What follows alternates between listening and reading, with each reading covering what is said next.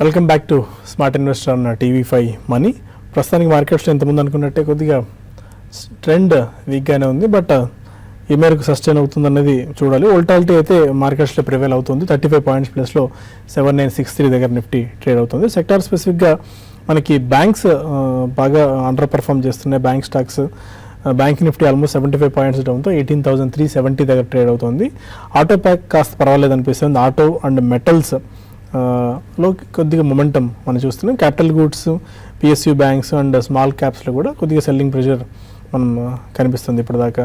And derivative సెగ్మెంట్లో ఎలాంటి opportunities ప్రస్తుతం మనకు కనిపిస్తున్నాయి, ఏ స్టాక్స్లో బయింగ్ అండ్ సెల్లింగ్ ప్రెషర్ ఉందో కూడా ఒకసారి మనం చూద్దాం. గెయినర్స్ జాబితాలో ఒకసారి మనం గమనించుకున్నట్లయితే Kotak bank, IOC, L N T housing finance, Tata Motors, Yes bank లాంటి కౌంటర్స్ టాప్ 5 గెయినర్స్గా ప్రస్తుతం నిలిచాయి డెరివేటివ్ సెగ్మెంట్లో. అండ్ లూజర్స్గా ఒకసారి మనం చూసుకున్నట్టయితే ఆర్కామ్ చాలా వీక్ అవుతుంది క్రమక్రమంగా. ఈ చార్ట్స్ పరంగా ఇంకా డౌన్ సైడ్ ఏ మేరకు వెళ్తుందో ఒకసారి చూడాలి. ఆర్కామ్ ఆల్మోస్ట్ 35 రూపీస్ దగ్గరికి వచ్చేసింది, 4.5% ఇవాళ క్రాక్ అయ్యి ఫీచర్స్లో. బిహెచ్ఈఎల్ ఆల్మోస్ట్ 4% క్రాక్ అయ్యి 124 దగ్గరికి. South Indian bank, IB real estate, JP associates stocks అని కూడా ఇవాళ టాప్ లూజర్స్ జాబితాలో ఉన్నాయి. అండ్ ఆప్షన్స్లో ఎలాంటి యాక్టివిటీ జరుగుతుందో కూడా ఒకసారి చూద్దాం. ఆప్షన్స్లో మనకి సన్ఫార్మా 800 రూపీస్ పుట్ ఆప్షన్ ఒకటి, Aurobindo pharma 880 rupees put option, Tata ఎలక్సీ 1350 put option, Mahindra and Mahindra 1360 put option and Tata Motors 520 put option. ఇవన్నీ కూడా టాప్ గెయినర్స్గా ఇప్పటివరకు మార్కెట్లో నిలబడి ఉన్నాయి. అండ్ ఆప్షన్స్ లూజర్స్ సెగ్మెంట్లో మనకి Glenmark 1080 call option and Aditya Birla Nuvo 1320 call option, Pidilite industries 690 call option, AB Nuvo 1420 call option and Zee entertainment limited 400 rupees put option. ఇవన్నీ కూడా టాప్ లూజర్స్గా ఉన్నాయి. ప్రీమియం ఆల్మోస్ట్ 95 to 98% దాకా ఈ స్ట్రైక్ ప్రైజ్ల దగ్గర కరిగిపోయింది. అండ్ కొన్ని మెయిల్స్ కూడా మనం తీసుకుందాం. వెంకటరమణ అడుగుతున్నారు, ప్రతిభా ఇండస్ట్రీస్ని 3 to 6 months టైం హొరైజన్కి ఇప్పుడు అటెంప్ట్ చేసుకోవచ్చా, కొనుగోలు చేయొచ్చా? వద్దండి, కంప్లీట్గా అవాయిడ్ చేయండి ప్రతిభని. ఎందుకంటే 3 to 6 months అని కాదు, ఈవెన్ ఇన్వెస్ట్మెంట్కి కూడా అవాయిడ్ చేయండి.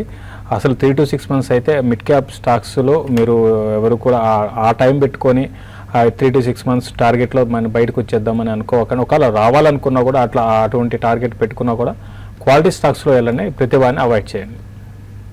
నాగబాబు కృష్ణా జిల్లా నుంచి మరో కాల్ అడగండి. నాగబాబు నమస్కారం అండి, చెప్పండి. కళ్యాణి స్టీల్స్, నందన్ డెనిమ్ గురించి చెప్తారా? తీసుకున్నారా? 312లో తీసుకున్నాం. ఓకే. నందన్ డెనిమ్ మేము 130లో తీసుకున్నాం. యావరేజ్ చేసుకోవచ్చు ఈ టైంలో. ఓకేనండి, ఫైన్, చెప్తారు. చూడండి, యావరేజ్ సేమ్ మనకి అన్ని అదే క్వశ్చన్స్ వస్తున్నాయండి. సేమ్ యావరేజ్ ఎక్కడ చేసుకోవాలి, అయితే ఇది is it right time averaging అనేది ఆ క్వశ్చన్స్ చూస్తున్నాము. బట్ ఎగ్జాక్ట్గా మళ్ళీ రిపీట్ ఆన్సర్ ఉంటుందండి. నాదైనా కాదు, ఎవరిదైనా ఉంటుంది. ఎగ్జాక్ట్లో ఎవరు కూడా చెప్పలేరండి. కాబట్టి ఇటువంటి పడుతున్నప్పుడే మీరు యావరేజ్ చేసుకోండి. నందన్ డెనిమ్లో మీరు యావరేజ్ చేయొచ్చు. అయితే ఇది ఒక 140 నుంచి ఏమాత్రం రికవరీ లేకుండా ఈ స్టాక్లో డ్రాస్టిక్ ఫాల్ చూసామండి. కాబట్టి మీరు ఇందులోనే ఇదే స్టాక్ మళ్ళీ పెరుగుతుంది, ఇక్కడ నుంచి మళ్ళీ యావరేజ్ చేసుకున్నా కూడా మీకు మళ్ళీ మీ రేటు వస్తుందని అయితే ఇప్పట్లో ఇమీడియట్గా అయితే పెద్దగా అప్ ట్రెండ్ అయితే ఉండకపోవచ్చు. ఈవెన్ 100 రూపీస్ బిలో కూడా ఈ స్టాక్ రావడానికి అవకాశం కనపడుతుందండి. మీరు 100 బిలో వచ్చినప్పుడు ఎక్కడ బాటం అవుతుందో ఎగ్జాక్ట్గా చెప్పలేము. అప్పుడు మార్కెట్ ప్యానిక్లో ఉంటే అప్పుడు మీరు యావరేజ్ చేసుకోండి. కళ్యాణి స్టీల్ ఇది ఆల్మోస్ట్ ఇది 400 రూపీస్ నుంచి 250 దాకా వచ్చింది. అయితే ఇది కొంచెం ఈ లెవెల్లో ఆగడానికి అవకాశం ఉందండి. మరి ముఖ్యంగా బేస్ మెటల్కి చెందిన స్టాక్స్ అన్ని కూడా బాగా పెరుగుతున్నాయి. అట్ ద సేమ్ టైం అయితే డొమెస్టిక్గా ఇటువంటి సిచ్యువేషన్ మనకి ఇప్పుడు అంటే ఇంకా చెప్పాలంటే ఎకానమీ అనేది ఇన్ఫ్లేషన్ బాగా రేట్లు బాగా తగ్గితే పర్చేసింగ్ పవర్ కూడా బాగా తగ్గుతుందండి. దాని కారణంగా ఇటువంటివి కూడా అంటే ఈవెన్ స్టీల్ కంపెనీస్ కూడా ఎఫెక్ట్ అయ్యే అవకాశం ఉంటుంది. బట్ ప్రస్తుతం అయితే ఇది ఫండమెంటల్ వ్యూ అండి. బట్ ప్రస్తుతం అయితే టెక్నికల్గా ఇప్పుడిప్పుడే స్లోగా అప్ ట్రెండ్ స్టార్ట్ అయింది. దీన్ని మీరు యావరేజ్ చేసుకోవాలనుకుంటే మాత్రం 220 ఆ లెవెల్కి వచ్చినప్పుడు యావరేజ్ చేసుకోమని చెప్తాను. ఓకే, మరొక మెయిల్ కూడా తీసుకుందాం. ఉదయ్ అడుగుతున్నారు, మయూరి యూనికోటర్స్ 437లో, శిల్ప మెడికేర్ 554లో లాంగ్ టర్మ్ గురించి తీసుకున్నారు. సేమ్ యావరేజింగ్ చేసుకోవచ్చా లేదా అని. యావరేజ్ ఇంకొకటి ఫైన్, జనరలైజ్డ్గా అడుగుతాను. ఒకటి సరే, ఒక స్టాక్ 100 రూపాయలు సమ్ ఎక్స్ కంపెనీ 100 రూపీస్లో కొన్నాము. మార్కెట్ చాలా ప్యానిక్గా ఉంది, ఫండమెంటల్గా చాలా స్ట్రెంత్ ఆ కంపెనీలో ఉంది. 90 రూపీస్కి దిగి వచ్చింది. ఆర్ ఒక 75 రూపీస్ దిగి వచ్చింది, ఆర్ 50 రూపీస్ దిగి వచ్చింది అనుకుందాం. ఫర్ ది మ్యాటర్ మార్కెట్ ప్యానిక్లో ఉన్నప్పుడు కొన్ని మేజర్ స్టాక్స్ కూడా 40% 50% దాకా కరెక్ట్ అవుతాయి. ఆ టైంలో యావరేజ్ చేసుకోవాలా? ఆర్ ఎందుకంటే యావరేజ్ చేసుకుంటూ వస్తే చాలా మంది ఏం భావిస్తారంటే 100 రూపాయలు ఉన్న స్టాక్ 90 రూపాయలకి వచ్చింది అనుకోండి, 10% కరాగానే యావరేజ్ చేసుకుంటారు. ఆరు మళ్ళీ సగం డబ్బులు అక్కడే పెట్టేస్తారు, మొత్తం డబ్బులు అక్కడే పెడతారు. ఆ తర్వాత మళ్ళీ స్టాక్ బెడ్ ఉంటుంది. ఇంకా ఆ తర్వాత డబ్బులు ఇన్వెస్ట్ చేయడానికి వాళ్ళ దగ్గర డబ్బులు కూడా ఉండవు. ఇంతకుముందు జగన్నాథం గారు అన్నారు, మీ దగ్గర ఇన్వెస్టబుల్ సర్ప్లస్ ఉంటే మొత్తం అమౌంట్ అప్పుడే పుష్ చేయకుండా ఒక 25% మాత్రమే ఇన్వెస్ట్ చేయండి అని చెప్పి. మీరు ఎలాంటి ఇది చూస్తే సేమ్ అండి. అందుకే 1-2 బయింగ్ ప్రైస్ పాయింట్ అంటే అది నథింగ్ బట్ కొంత ఇక్కడ ఇన్వెస్ట్ చేయండి, ఇంకా కొంత నెక్స్ట్ మంత్లో ఇన్వెస్ట్ చేయండి, అట్లా ఆ విధంగా ఉంటుందండి. అయితే అది సబ్జెక్టివ్ టు స్టాక్ని బట్టి ఉంటుంది. మీరు అన్నట్టుగా ఇఫ్ ఇట్ ఈస్ 100% ఫండమెంటల్ మంచి కౌంటరు, ఓకే మార్కెట్స్లో లిక్విడిటీ లేని కారణంగా ఆ మార్కెట్స్ పడుతుంటే ఆ స్టాక్ పడుతుంది అంటే డెఫినెట్గా దాన్ని యావరేజ్ చేసుకోవచ్చు, మంచిదే, యావరేజ్ చేసుకోవడం మంచిదే అవుతుంది. అట్ ద సేమ్ టైం మీకు అంటే అసలు ఈ మధ్యకాలంలో మనకి మిడ్ క్యాప్ చాలా, మీరు నేను చాలాసార్లు డిస్కస్ చేసుకున్నాము. అంటే అసలు ఫండమెంటల్స్ లేని కంపెనీస్ అన్ని కూడా విపరీతంగా పెరిగిపోయి 20 రూపాయలు 30 రూపాయల స్టాక్ 100 రూపాయలు అయ్యి అటువంటి స్టాక్లో యావరేజ్ చేసుకుంటే యావరేజ్ చేసుకోవడం అనేది మీకు నెగిటివ్ అవుతుందండి. అంటే మీకు ఉన్న డబ్బు ఫస్ట్ ఇన్వెస్ట్ చేసిన డబ్బు పక్కన పెట్టి ఇప్పుడు ఫ్రెష్గా ఇన్వెస్ట్ చేసిన డబ్బు కూడా వేస్ట్ అయిపోతుంది. అది కూడా ఇంకా ఆ స్టాక్ పెరిగే అవకాశాలు 100% ఉండవండి. అటువంటి స్టాక్స్కి దూరంగా ఉండమంటాను. మంచి స్టాక్స్ డెఫినెట్గా యావరేజ్ స్టార్ట్ చేయండి. నెక్స్ట్ వీక్ నుంచి యావరేజింగ్ స్టార్ట్ చేయండి. నెక్స్ట్ మంత్ అంతా కూడా నెక్స్ట్ మంత్ స్టార్టింగ్లో కొంత, తర్వాత మిడ్ డిసెంబర్లో కొంత అట్లా యావరేజ్ చేసుకోండి. ఎందుకంటే ఈరోజు మార్కెట్ పెరిగితే ఇక్కడ నుంచి మార్కెట్ పెరిగిపోదు. అంటే ఇప్పుడున్న ట్రెండ్ బట్టి చెప్తున్నాను. కాబట్టి యావరేజ్ డెఫినెట్గా మంచి స్టాక్స్లో యావరేజ్ అనేది ఎప్పుడు కూడా చేసుకోమని చెప్తాను. అయితే ఎక్కడ చేసుకోవాలి అనేది వాళ్ళ ఆ స్టాక్స్లో కీన్గా అబ్జర్వ్ చేస్తూ ఉంటారు. కాబట్టి అబ్జర్వ్ చేసుకొని మీరు ఇక్కడ నుంచి కరెంట్ లెవెల్స్ నుంచి ఒక 10-15% పడితే ఆ స్టాక్స్లో మీరు యావరేజ్ చేసుకోమని చెప్తారు. డిస్క్రిషనరీ ఇది కూడా ఉండాలి మనకి, ఎందుకంటే ఫాలింగ్ నైఫ్స్ అంటాం. ఆ ఫాలింగ్ నైఫ్స్ పడుతున్నప్పుడు మనం వెళ్ళి వాటి కింద ఎరుక్కుంటే మాత్రం పూర్తిగా మసక లాంటివి జరుగుతుంది. రాంగ్ స్టాక్ లో ఉండడం చాలా, రాంగ్ స్టాక్ ని యావరేజ్ చేసుకోవడం చాలా డేంజర్ అండి. అన్నిటికన్నా మంచి స్టాక్స్ లో యావరేజ్ చేసుకుంటే ప్రాబ్లం, కానీ రాంగ్ స్టాక్ యావరేజ్ చేసుకుంటే ఫస్ట్ ది పోతుంది, ఇప్పుడు ఇన్వెస్ట్ చేసేది కూడా పోతుంది. ఇంకా మొత్తం మనం ఎందుకంటే ఆ స్టాక్ మీద మనం ప్రేమ పెంచుకోవద్దు. లేకుంటే ఒక స్టాక్లో మనం డబ్బులు పోతే మళ్ళీ అదే స్టాక్లో డబ్బులు సంపాదించుకోవాలన్న మెథడాలజీ పూర్తిగా తప్పు. మనం డబ్బులు సంపాదించుకోవాలి, మార్కెట్లో సంపాదించుకోవాలి, కానీ మనకి పూర్తిగా అదే స్టాక్లో ఇన్వెస్ట్ చేయాలి. అదే స్టాక్లోనే మళ్ళీ ఒక స్టాక్ 100 నుంచి 50 రూపాయలు పడిపోయిన తర్వాత మళ్ళీ 50 రూపాయలు మనం కొనుక్కుందాం, ఆ 20కి వస్తే మళ్ళీ 20లో కొనుక్కుందాం అన్న మెథడాలజీ పూర్తిగా తప్పు. ఒకవేళ లాస్ వచ్చింది, ఆ స్టాక్ నుంచి ఎగ్జిట్ అయిపోయి మంచి స్టాక్లోకి మళ్ళీ వెళ్ళొచ్చు. అప్పుడు డబ్బులు వస్తే కానీ లేదు అదే స్టాక్లో ఇన్వెస్ట్ చేస్తే మాత్రం చాలా ప్రమాదకరమైన పరిస్థితి. మనకు కాల్ ఉన్నారు. హలో సార్, నమస్కారం సార్. నమస్కారం అండి, చెప్పండి సార్. ఈ టైంలో కళ్యాణి స్టీల్స్, ర్యాలీస్ ఇండియా ఇవి రెండు తీసుకోవచ్చు సార్ నెక్స్ట్ మంత్ కన్నా? శశి గారు చెప్పండి సార్. అలా ఎంతకాలం హోల్డ్ చేద్దాం అనుకుంటున్నారు సార్? 1 year sir. ఇంకా లేదంటే ఏదైనా రికమెండింగ్ కూడా కొంచెం చెప్పండి సార్, ఈ టైంలో తీసుకుంటాం అట్లా. ఓకే ఒకటండి, ర్యాలీస్ ఇండియా డెఫినెట్గా మీరు తీసుకోవచ్చు అండి. ఆల్రెడీ 220 లెవెల్స్ మంచి సపోర్ట్ లెవెల్, అది బ్రేక్ 180కి వచ్చింది. అయితే ఇది టాటా గ్రూప్కి చెందిన కంపెనీస్ అండి. అయితే మనం ఇప్పుడు ఈవెన్ అగ్రికల్చర్గా కూడా కొంచెం అంటే రైతులకి మన పెస్టిసైడ్స్ అవన్నీ కొనుక్కోవాలన్నా కూడా కొంచెం డబ్బులు ఇబ్బందిగా ఉంది. తర్వాత ఇప్పుడు సీజన్ కూడా స్టార్ట్ అవుతుంది, సెకండ్ సీజను. కాబట్టి ఇవన్నీ కూడా కొంచెం ఈ స్టాక్స్ మీద ఉంటాయండి. ఇవన్నీ కూడా ఈ హికప్స్ అనేది ఉంటాయి, ఇటువంటి నెగటివ్స్ అనేది ఉంటాయి. బట్ ఫండమెంటల్ పరంగా చాలా మంచి ర్యాలీస్ ఇండియా అంటే ఈవెన్ మంచి బ్రాండ్స్ ఉన్నాయి. తర్వాత రీసెంట్గా రిజల్ట్ కూడా చాలా బాగున్నాయండి. కాబట్టి అదొకటి. తర్వాత ఈవెన్ టాటాస్, తర్వాత మిశ్రీ మధ్య గొడవలు ఇవి కూడా ఉన్నాయి. బట్ అయినా కూడా దీన్ని కొనుక్కోండి, లాంగ్ టర్మ్ కోసం కొనుక్కోండి. మీరు స్టార్ట్ చేయండి నెక్స్ట్ వీక్లో, నెక్స్ట్ మంత్లో అట్లా మీరు కొనుక్కోమని చెప్తాను. అయితే షార్ట్ టర్మ్ వ్యూ మాత్రం పెద్ద పెరిగే అవకాశాలు లేవని స్టాకు. తర్వాత స్టాక్స్ రికమెండ్ చేయమని చెప్తున్నారు. ఇంతకుముందు చెప్పాను, థైరోకేర్ ఒకటి, తర్వాత ఈవెన్ నారాయణ హృదయాలయ ఒకటి కూడా ఈ మధ్య బాగా స్ట్రాంగ్ ఉంది. ఇటువంటి స్టాక్స్ కాంట్రారియన్ బెట్ అవుతుంది. తర్వాత ఈ సెక్టర్కి అంటే నేను బులిష్ ఉన్నానండి. ఇటువంటి అంటే హెల్త్ కేరు, తర్వాత హాస్పిటల్స్ ఇవన్నీ కూడా ఏంటంటే ఇండియాలో, ఎందుకంటే ఆల్రెడీ డెవలప్ అయిన కంట్రీస్లో ఇటువంటి వాటికి చాలా డిమాండ్ అనేది ఉంటుంది. తర్వాత అంటే మన గ్రోత్ స్టోరీ ఏమో పక్కన పెడితే కానీ ఏంటంటే జబ్బులు రావడాలు మాత్రం చాలా ఫాస్ట్గా గ్రోత్ అనేది ఉంది. సో దాన్ని బేస్ చేసుకొని ఇటువంటి ఇండస్ట్రీ బాగుంటుంది. ఈవెన్ థైరోకేర్ చూసుకుంటే లాస్ట్ ఈ 10 daysలో కూడా పెద్దగా ఏం పర్లేదండి. కాబట్టి థైరోకేర్ని మీరు లాంగ్ టర్మ్ కొనుక్కోండి. ఈవెన్ నారాయణ హృదయాల కూడా మీరు కన్సిడర్ చేయొచ్చు. కర్నూలు నుంచి వెంకట్ మన కాలర్. సార్, బీపీసీఎల్ 640లో ఫ్యూచర్స్ లో సెల్ చేసిన ఎక్కడి వరకు ఎక్స్పెక్ట్ చేసిన? ఈ కాంట్రాక్ట్ అండి అవును సార్, ఈ contract morning BPCL sir 640. Recommendation Okay. Actual గా అది చేసిన తర్వాత 633కి వచ్చింది, అయినా ప్రాఫిట్ బుక్ చేయలేదు. ఓకే. ఓకే అండి, మీరు ప్రాఫిట్ బుక్ చేయాల్సి ఉందండి. అది ఆల్రెడీ అంటే హై నుంచి బాగా కరెక్ట్ అయింది. 38 లెవెల్స్ చాలాసేపు ఉండి అక్కడ నుంచి 633 దగ్గర కూడా వచ్చి ఉందండి. బట్ ఏదైనా కూడా మీరు పొజిషనల్ ట్రేడింగ్ పరంగా హోల్డ్ చేయండి అండి. ఇది ఏంటంటే ఇది కొంచెం వాల్యూమ్స్ పరంగా ఈరోజు కొంచెం తక్కువ F&Oలో తక్కువ జరుగుతున్నాయి. ఇమీడియట్గా ఫాల్ ఉంటుంది, మళ్ళీ ఇమీడియట్ రికవరీ ఉంటుంది ఈ స్టాక్లో. అంటే టాటా స్టీల్ లేకపోతే రిలయన్స్లో లాగా ఉండదండి. ఒక 3-4 రూపీస్ డౌన్ అవుతుంది, మళ్ళీ ఇమీడియట్ పెరుగుతూ ఉంటుంది. ఇది ట్రేడింగ్ ఈ విధంగా ప్యాటర్న్ ఉంటుందండి. బట్ మీరు 346, 348 దగ్గర స్టాప్ లాస్ పెట్టుకోండి. నెక్స్ట్ రేపు ఎల్లుండిలో ఇది ఈవెన్ 632 కూడా బ్రేక్ అయ్యే అవకాశం కూడా ఉంది. 632 బ్రేక్ అయితే 628 అట్లా వస్తుంది. ఏదైనా కూడా మీరు ఈసారి కిందకు వచ్చినప్పుడు మీరు ప్రాఫిట్ బుక్ చేసుకోమని సజెస్ట్ చేస్తాను. 646 దగ్గర స్టాప్ లాస్ పెట్టుకోండి. ఇంటర్నేషనల్ మార్కెట్లో క్రూడ్ ఆయిల్ కొంచెం పెరుగుతున్నాయి, అది కూడా కొంచెం నెగిటివ్ అని చెప్పొచ్చు, హోల్డ్ చేయమని చెప్తాను. మరొక మెయిల్ హైదరాబాద్ నుంచి కుమార్ మెయిల్ చేశారు. పిఎన్బి నవంబర్ ఫ్యూచర్స్ 137లో, డిఎల్ఎఫ్ నవంబర్ ఫ్యూచర్స్ 150 ప్రైస్లో తీసుకున్నారు. ఈ టైంలో ఎగ్జిట్ అవ్వాలా, ఏం చేయొచ్చు? పిఎన్బి ఎంత? పిఎన్బి 137 అండ్ డిఎల్ఎఫ్ 151, రెండు ఫ్యూచర్స్ నవంబర్ ఫ్యూచర్స్. డిఎల్ఎఫ్ ఇంకా ఎక్కడ ఆ రేట్ ఇంకా డిఎల్ఎఫ్ ఆ రేటింగ్ ఇప్పుడు ఈ సిరీస్లో అయితే ఈ సిరీస్ కాదండి, నెక్స్ట్ సిరీస్ కాదు, ఆ నెక్స్ట్ సిరీస్ కూడా రాదండి, వచ్చే అవకాశాలు లేవండి. Already real estate first sector effect అయిన సెక్టర్ 100 రూపీస్ క్లోజర్గా వచ్చే అవకాశాలు డిఎల్ఎఫ్కి ఉన్నాయి. కాబట్టి డిఎల్ఎఫ్ ఈసారి ఒక షార్ట్ కవరింగ్ ర్యాలీ రేపు ఎల్లుండి వచ్చినప్పుడు మీరు ఎగ్జిట్ కాదండి. మీరు మన ప్రోగ్రామ్ చూస్తుంటే రిపీటెడ్గా చెప్తూనే ఉన్నాను నేను, ముఖ్యంగా మార్కెట్లో కరెక్షన్ రావచ్చని. ఎట్ ద సేమ్ టైం ఇటువంటి స్టాక్స్కి దూరంగా ఉండమని చెప్పాను. బట్ ఏదైనా కూడా మీరు ర్యాలీస్లో డిఎల్ఎఫ్ ఎగ్జిట్ కానీ. పిఎన్బి అయితే మీరు ఆల్మోస్ట్ మీరు కొన్న రేట్ దగ్గర ఉందండి. ఇది కూడా మళ్ళీ మరింత లాస్లో రాకుండా, ఎందుకంటే ఫ్యూచర్లో ఉన్నప్పుడు ఈ లాట్ వచ్చి చూసుకుంటే 7,000 అండి. మీకు 1 రూపీ మీకు కట్ అయినా కూడా, అంటే ఒక 5 రూపాయలు కిందకు వచ్చినా కూడా 35,000 లాస్ వస్తుంది. కాబట్టి చాలా జాగ్రత్తగా ఉంటాను. ఇది కూడా మీరు ర్యాలీస్లో ఎగ్జిట్ కమ్మని చెప్తాను. ప్రస్తుతం అయితే దీనికి సపోర్ట్ అరౌండ్ 132 దాకా రావచ్చు.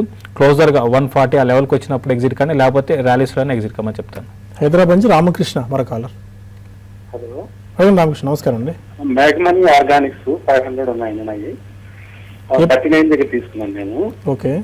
ఇప్పుడు 34 అలా ఉంది, యావరేజ్ చేసుకోవచ్చండి. ఈ మేఘమణి ఆర్గానిక్స్ లాంటి స్టాక్స్ మీరు యావరేజ్ చేసుకోవడం అంత వయసు డెసిషన్ అనిపించుకోదండి. అంత ఫండమెంటల్గా స్ట్రెంత్ ఉన్న స్టాక్ అయితే ఏం కాదు. అంటే ట్రేడింగ్ యాక్టివిటీ ఎక్కువ ఈ మేఘమణి ఆర్గానిక్స్లో ఉంటుందండి ఎక్కువగా. ఎందుకంటే మార్కెట్ బుల్ మార్కెట్ ఉన్నప్పుడు బాగా వాల్యూమ్స్ బాగా జరుగుతూ ఉంటాయి. దానివల్ల ఏంటంటే ఇంకోటి 30-40 రూపాయలు ఉండేటప్పటికి అంటే అందరూ కూడా అట్రాక్ట్ అవుతారు. సో ఏదైనా కూడా ఇది మీరు యావరేజ్ అయితే వద్దండి, మీరు వెయిట్ చేయండి. ఉన్న పొజిషన్ ప్రస్తుతం అయితే హోల్డ్ చేయండి. వెయిట్ చేసి నెక్స్ట్ మంత్ మీరు యావరేజింగ్కి ప్లాన్ చేయమని చెప్తానండి. కిరణ్ కుమార్ అడుగుతున్నారు, Natco, Biocon, Sun Pharma, Aurobindo pharma, Alkem labs, doctor Lalpath labs అన్ని ఫార్మా రిలేటెడ్ కౌంటర్స్లో ఉన్నారు. 1 ఇయర్ హోల్డింగ్కి ఈ టైంలో బై చేసుకోవచ్చు. ఆ కాంటైనర్ బెట్ కింద బయోకాన్ ఇప్పటికీ బాగా పెరిగి ఉంది. అండ్ ఆల్కెమ్ ల్యాబ్స్ అయితే ఇంతటి ఫాల్లో కూడా పెద్దగా నెగిటివ్గా కరెక్ట్ అయినా ఇదేం లేదు. ఆల్కెమ్ ల్యాబ్స్లో ఎలాంటి గైడెన్స్ ఇస్తారు ఈ స్టాక్స్ అన్నింటిలో? చూడండి, ఆల్కెమ్ ల్యాబ్స్కి ఇది యాక్చువల్గా ఆల్కెమ్ ల్యాబ్ నాకు తెలిసి ఈ సీజన్లో మంచి అంటే హైయెస్ట్ ప్రాఫిట్స్ ఇదే పోస్ట్ చేయొచ్చండి. ఎందుకంటే వీళ్ళకి సిఫ్లోస్పోరిన్స్లో వీళ్ళ బ్రాండే చాలా హైయెస్ట్ ఈ సీజన్లో ఎక్కువ సేల్ అయ్యేది. అయితే ఓవరాల్గా ఇది షార్టర్ వ్యూ. బట్ ఓవరాల్గా ఆల్కెమ్ ల్యాబ్స్ మంచి స్టాక్ అయినా కూడా ఎక్స్పెన్సివ్ స్టాక్ అండి ఆల్కెమ్ ల్యాబ్స్. బట్ మీరు లాంగ్ టర్మ్ అంటున్నారు కాబట్టి మీరు డెఫినెట్గా ఆల్కెమ్ ల్యాబ్స్ని మీరు ఇన్వెస్ట్మెంట్ కొనుక్కోవచ్చు. దీంతోపాటు అంటే ఇంతకుముందు నేను చెప్పిన థైరోకేర్ని కూడా మీరు కన్సిడర్ చేయండి. అన్నీ కూడా మీరు సెలెక్షన్ అనేది అంతా బాగానే ఉంది. అయితే నాట్కోని కొంచెం ఎక్స్పెన్సివ్ అండి, నాట్కోని మీరు అవాయిడ్ చేయండి. కాబట్టి మిగతా స్టాక్స్ అన్ని కూడా మీరు బయింగ్ అనుకూలంగా ఉన్నాయండి. సాంబశివరావు మరో caller. Karnataka bank, Karur Vysya bank ఈ రేట్లో తీసుకోవచ్చండి. ఎంతకాలం హోల్డ్ చేద్దాం అనుకుంటున్నారండి? Long term 1 year. Karnataka bank and Karur Vysya bank. Karnataka bank కొద్దిగా అట్రాక్టివ్ కనిపిస్తున్నట్టుంది చార్ట్స్ పరంగా కూడా, రైట్స్ ఇష్యూ తర్వాత. అవునండి, రైట్ ఇష్యూ తర్వాత కొంచెం అట్రాక్టివ్ ఉంది. తర్వాత కరెక్షన్ కూడా పెద్దగా డౌన్ సైడ్ కూడా ఎక్కువ హెవీ డౌన్ సైడ్ ఉండకపోవచ్చు. మీరు కర్ణాటక బ్యాంక్ని 1 ఇయర్ 1.5 ఇయర్ కోసం అయితే మీరు బయింగ్ చేసుకోమని చెప్తానండి. And KVB, Karur Vysya bank అండి, అది స్ప్లిట్ అయ్యేదండి. దాన్ని కూడా మీరు లాంగ్ టర్మ్ కోసం మీరు బై చేసుకోవచ్చు. రెండు కూడా మీ సెలక్షన్ రెండు కూడా బాగానే ఉంది. అయితే రెండు కూడా మీకు 100 ఇదైతే 100 బిలో వచ్చినప్పుడు మీరు స్టార్ట్ చేయండి కొనడము. కరూర్ అది కూడా ఒకే మొత్తం ఒకటేసారి కాకుండా కొంచెం 94, 96 ఆ లెవెల్లో కొంత కొనండి. కరూర్ వైశ్య బ్యాంక్ స్ప్లిట్ అయింది కాబట్టి ఎగ్జాక్ట్గా ఎక్కడ కొనాలి అనేది చెప్పలేవండి. బట్ నెక్స్ట్ వీక్లో మీరు కరూర్ వైశ్య బ్యాంక్ని మీరు బయింగ్ స్టార్ట్ చేయొచ్చండి. ఓకే, మరొక మెయిల్ శ్రీనివాస్ అడుగుతున్నారు, వోల్టాస్, కిటెక్స్, BHEL చాలా స్టాక్స్ రాశారండి. మనం ఒక 2 to 3 స్టాక్స్ తీసుకుందాము. ఒక 1 year టైం వరకు కరెంట్ లెవెల్లో తీసుకోవచ్చా? వోల్టాస్ ఏమో చాలా వీక్ అవుతూనే ఉంది. ఆల్మోస్ట్ హైయర్ లెవెల్స్ నుంచి CLSA లాంటి కౌంటర్స్ కూడా బిలో 300 రేటింగ్ ఇచ్చి సెల్ కాల్ ఇచ్చాయి. అంతటి కోలుకునే పరిస్థితి కూడా వోల్టాస్లో కనిపించట్లేదు. అంటే కనిపించకపోయినా కూడా లాంగ్ టర్మ్ స్టోరీ అయితే, ఇంకా గ్రోత్ స్టోరీ అయితే వోల్టాస్ ఉండే బాగా అవకాశం ఉందండి. మెయిన్ మేనేజ్మెంట్, మంచి మేనేజ్మెంట్ ఒకటి కారణం అని చెప్పచ్చు. తర్వాత ఈవెన్ వోల్టా మంచి బ్రాండ్ కూడా ఉందండి వీళ్ళకి. సో అది కూడా ఒక పాజిటివ్ అంశము. అయితే ఇప్పుడు వచ్చిన ఈ డౌన్ ట్రెండ్ అనేది ఇది మంచి కొత్తగా ఇన్వెస్ట్ చేయాలనుకునే వాళ్ళకి మంచి అవకాశం. ఎందుకంటే ఇది కంటిన్యూగా ఎవరికి అవకాశం ఇవ్వకుండా పెరిగిన స్టాక్ అండి. ఇది కంటిన్యూగా పెరుగుతూ ఈవెన్ స్ప్లిట్ అయినా కూడా పెరుగుతూ వచ్చిన స్టాక్. కాబట్టి ఈ కరెక్షన్స్లో దీన్ని డెఫినెట్గా బై చేసుకోమని చెప్తాను. ఇంకా మీరు అడిగిన స్టాక్ అండి వోల్టాస్ అండ్ కిటెక్స్ గార్మెంట్స్. అంటే ఇది కూడా ఒకటి ఇంతకుముందు ఒకసారి నేను ఈ స్టాక్ని కూడా రికమెండ్ చేయడం జరిగింది. ఆ తర్వాత స్టాక్ పడింది. బట్ ఈ లెవెల్లో మీకు చూసుకుంటే మిగతా స్టాక్స్ అంత పడినంత ఇది పడలేదండి.